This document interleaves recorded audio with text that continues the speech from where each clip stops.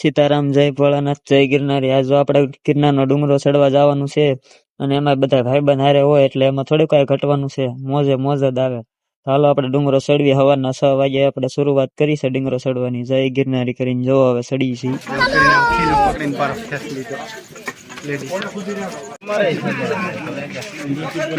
બાવળિયા બધા શરૂઆતમાં જ ત્યાં હલવાઈ ગયા તો માથે કારે પોકશું.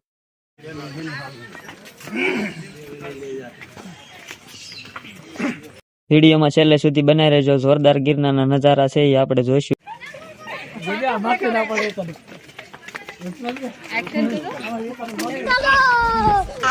रूम रूम भाइयों सिस्टम पार देंगे।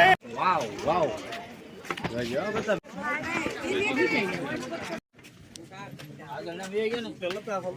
હેલો બાય ગિરનારની મોજ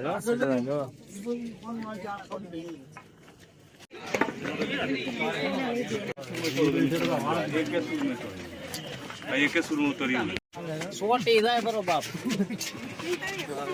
કરતબ કરે હાલ હાલ હાલ હાલ અરે અરે ઓ ભાઈ રોમ ચંદો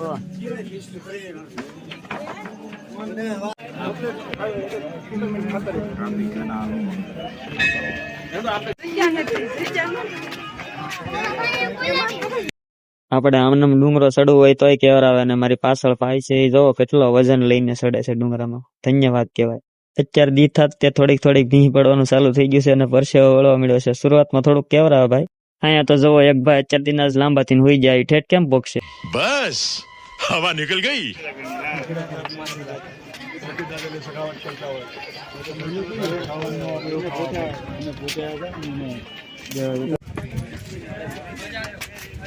फोन बैल करनी वीडियो उधर लेंगे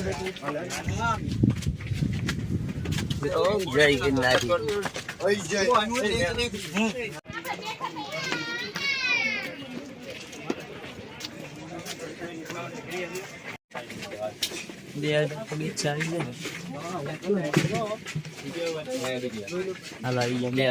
પરસેવાના પલ્લી ગયા છે જવો અને ઉપર પોકશું એટલે થોડોક પવન આવશે એમ કે ઠંડો. જવો થોડા ઘણા ઉપર આવ્યા ત્યાં બધું વાદળામાં ઠકાઈ ગયેલું છે. રોપ વે ચાલુ છે ને આજમાં ગળદી તો જવો આખું દુનિયાનું માણસ બધું અહીંયા જ આવ્યું હોય એવું લાગે. ફૂલ ગળદી છે. આ દાદરે હાલવાની પણ જગ્યા નથી. જો હામી એક લાઈન જાય ને એક લાઈન આવે. હળવું ચડવી. બીજું હું કાંઈ થશે તો નહીં ઉડીને તો નહીં ચડી જ.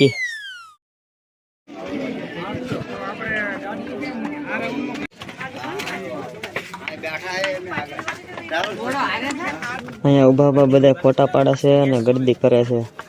અહીંયા જો સેલ્ફી હાલે છે. હું લઈ લઉં એને.